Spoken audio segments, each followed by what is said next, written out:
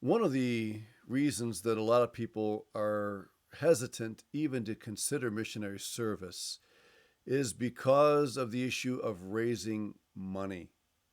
And fact of the matter is, if you're going to go with an independent agency rather than a denominational agency, you are responsible for raising support. Your church commissions you, you are authorized by the mission to raise money uh, in association with them, but you are the one that is responsible for raising the support. Now, can your local church help you? Yes, there are ways that your church is able to help. For example, your pastor may write a letter of recommendation that you could send out to other churches. If your pastor is in an area where he has fellowship with a lot of other churches, he may put a good word in for you among those in the fellowship of those churches, and they may end up deciding to have a meeting with you, for that reason. But ultimately, the buck stops with you, pun intended. You're the one that needs to raise the money. Now, obviously, if God is calling you to the mission field, He's leading you to wherever you're going, you know He's going to provide for you. That's a confidence that you can have.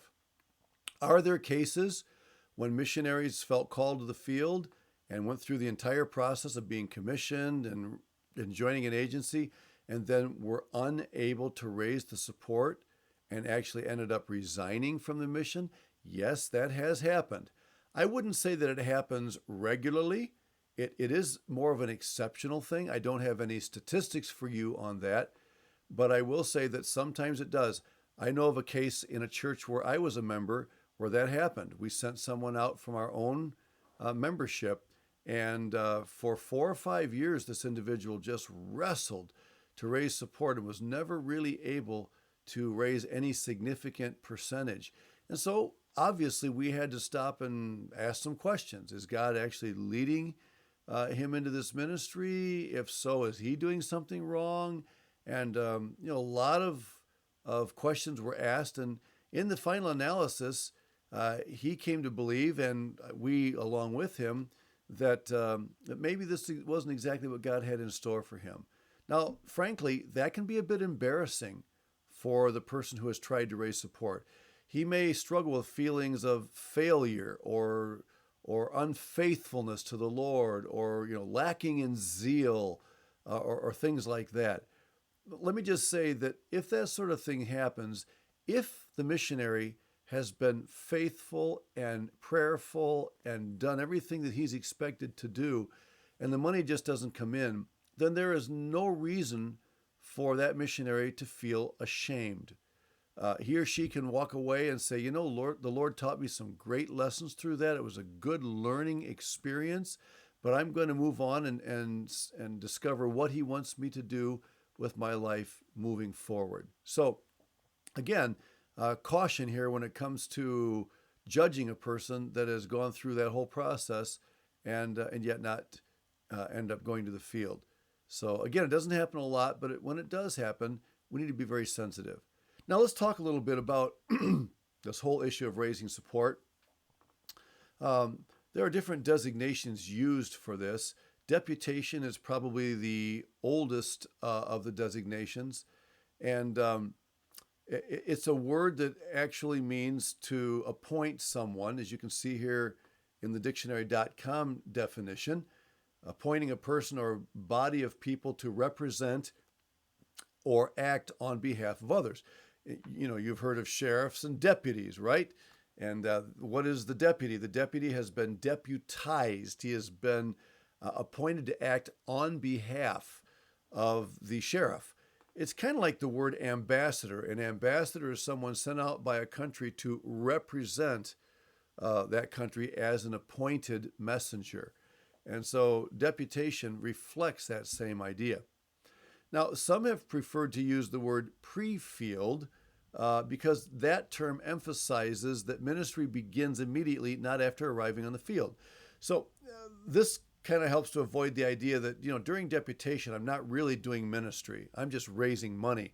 My ministry begins when I get on the field. Well, that's a misconception. Okay, the fact is, ministry begins the moment you take action toward becoming a missionary. The commissioning process, the whole application process and candidate process and appointee process, all of that is part of ministry. And so the term pre-field ministry kind of helps to bring that all together. And the fact is, agencies use both of these terms. You hear some using deputation, some using pre-field, and I really have no preference.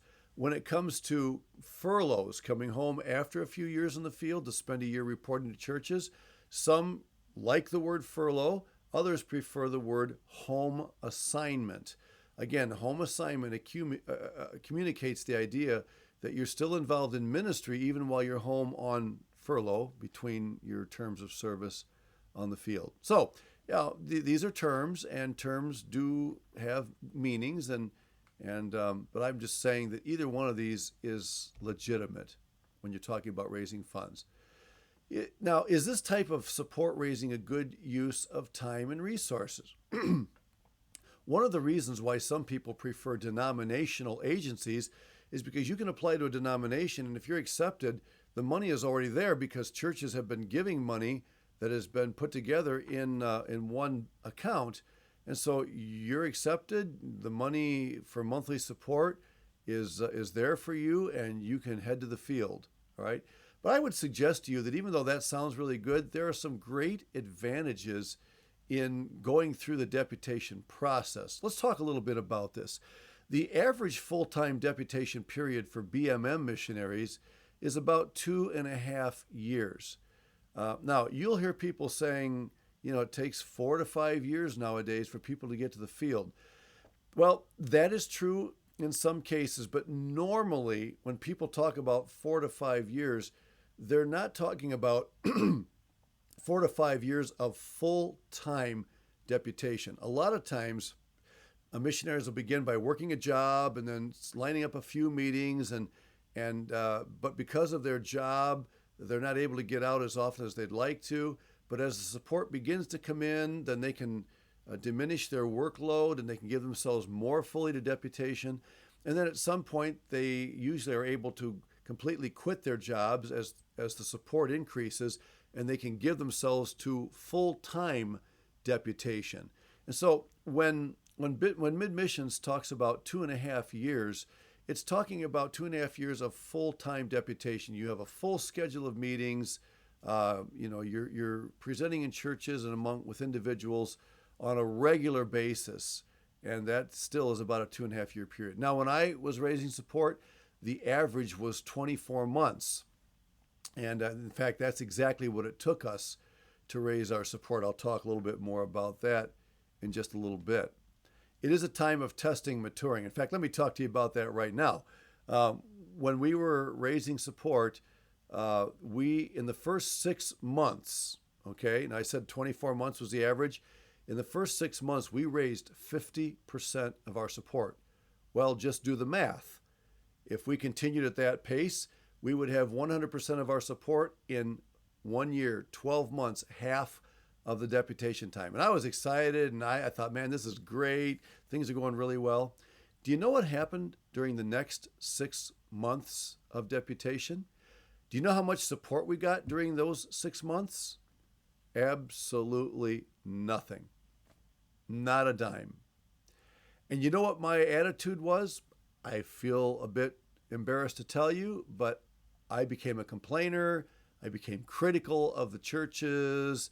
I wondered what the Lord was doing and why. I mean, we had a small child and another one that had just been born, and so I became rather negative, to say the least.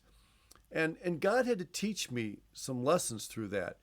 And what he ultimately taught me is it's not my charisma, it's not my ability to present the work, it's not the way I impress people with the ministry God's giving us, it's not my talent, it's not my theological prowess or anything like that. If we're going to get to the field, it's going to be because God provides, and he's going to provide in his time and in his way. And so we ended up not getting to the field in half the time, but in the standard 24-month window. And that was a very, very good time of testing. I needed to go through that to learn that lesson to trust God. And there are lots and lots of things that God will teach you during the deputation process. You still want to work as hard as you can to get through that process as quickly as possible. But the fact is, if God allows for some special testing and maturing during that time, then so be it. We had small children. Sometimes they screamed in the middle of the church service. And I remember thinking, oh, brother, we'll never get support from this church. And many times we were dead wrong. In fact, a lot of the times, the churches that we thought were most likely to support us never did end up supporting us, whereas churches that we thought we had no hope of getting support in actually did. In fact, just to give you one other illustration real quickly, one church I contacted, the pastor told me very frankly, he said, look, he said, I'll let you come for a meeting, but I can tell you right now, we won't be able to support you. We're maxed out. But the only reason I'm going to give you a meeting is because your wife's parents used to be supported by our church. I said, oh, that's fine. We'll come anyway. So we came and presented our work. And a few months later, we got a letter from this church saying, hey, we had a couple of missionaries either retire or resign. I don't remember which. They said, so there's some support that's opened up, and we're going to take you on. And that church ended up becoming the second or third highest supporting church that we had.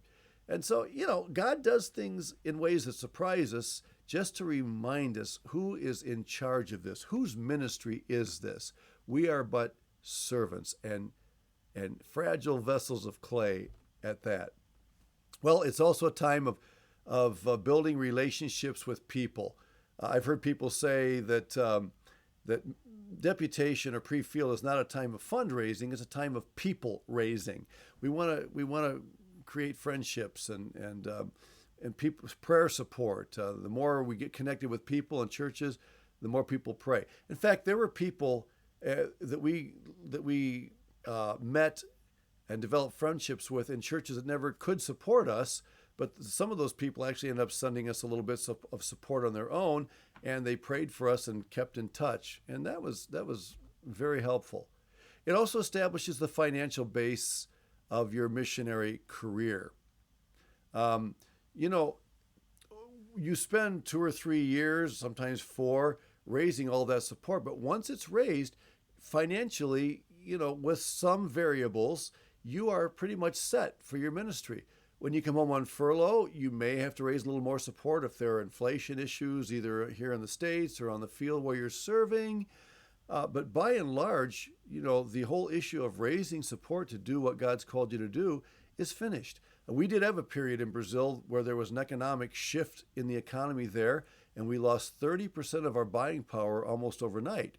Well, we did have to come home and raise a little bit of additional support. The fact of the matter is that most of that additional support actually came from churches that were able to raise our support level to help us to get to the level we needed to be.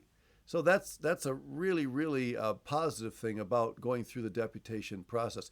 And it helps you to think about that in the midst of this seemingly long period of time.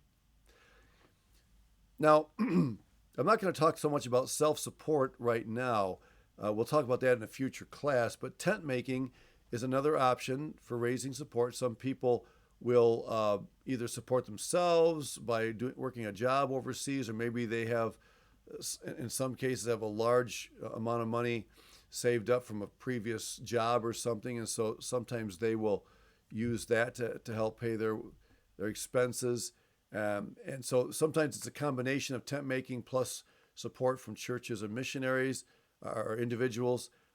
And other times it's full-blown tent making. So that's another form that we can think about later. Well, you raise your support 2 years, 3 years, 4 years, whatever it is that it takes in God's time.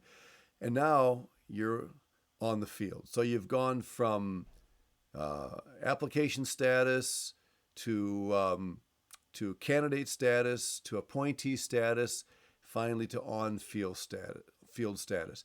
You're fully supported. You begin on-field service in the place of ministry to which God has directed you, and that's a very wonderful reality when you realize that after all this time you're there in God's grace, Uh, and by His mercy, you are in the place where God has called you. And that's a wonderful thing. And it's a cause for rejoicing. But remember, it's only the beginning, because now your entire ministry on the field lies ahead of you. And God is going to begin to do some wonderful things in and through you as you are faithful to Him.